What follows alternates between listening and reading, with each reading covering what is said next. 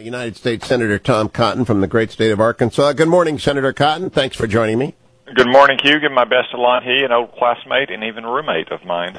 I will do that. Now, I have 3 or 4 things to cover with you in quick fashion. First of all, Washington Post, New York Times today reporting that President Trump's most senior military and foreign policy advisors have proposed a major shift in strategy in Afghanistan, one that may call for between more than 5,000 to 8,000 troops, maybe as few as 3,000, but up to 8,000. What do you think of the plan? Have you been briefed on it? Do you want it to happen?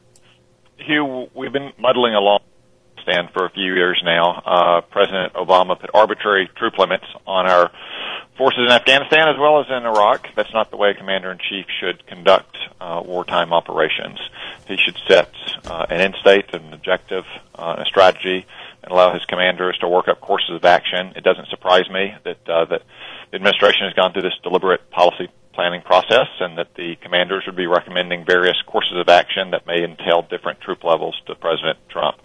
So I'll let them reach the final decision, but it's been clear for a while that we have not had the forces on the ground in Afghanistan that we needed to accomplish our mission there, which is to prevent the Islamic State from growing its footprint, ultimately to defeat it there, as well as to prevent the Taliban from once again establishing safe havens from which terrorist groups can launch attacks against the United States.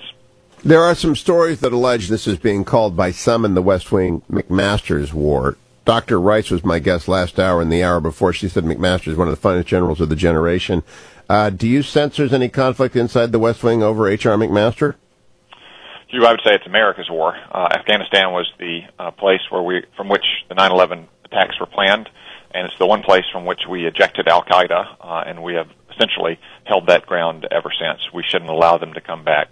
I agree with Secretary of State Rice that H.R. McMaster is among the finest generals and strategists of his generation.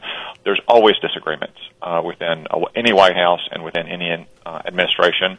That's a healthy thing. You want to have that kind of creative tension because you want decisions to be framed for the commander-in-chief to make. You should not reach a kind of false level of general consensus at the principals or the deputies level that papers over disagreements when the commander-in-chief, the only democratically elected official in the White House, can make those decisions.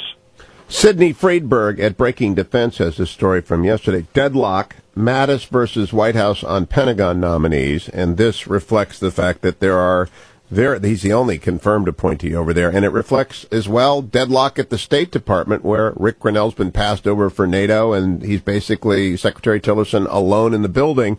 What do you make of these vacuums at DOD and State?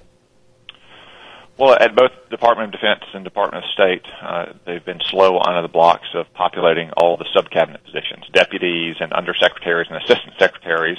That makes it hard for Secretary Mattis and Secretary Tillerson to drive the president's priorities in their departments. They're doing an excellent job as members of the National Security Council and as the public face of American power and diplomacy to our allies abroad, but ultimately they need a team in place to help drive the president's priorities inside their departments.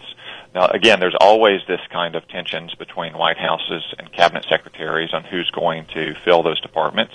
I think it's particularly challenging for Secretary Mattis and Secretary Tillerson because the folks in the Republican Party who were most apt to sign those Never Trump letters tended to come from the national security and foreign policy world. But I'm fully confident that out of 63 million Americans who voted for Donald Trump, we can find a few dozen competent, qualified professionals to work with Secretary Mattis and Secretary Tillerson, and I would urge everyone involved in the administration to start getting those nominations to us in faster form.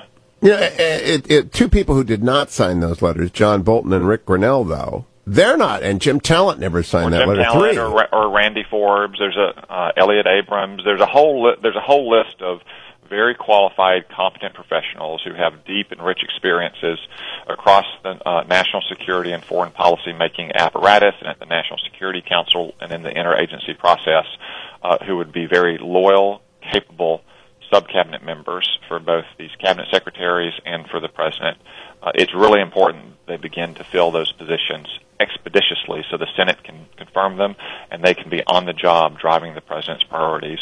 We do not want key cabinet positions to be continuously run by Obama holdovers into late this year.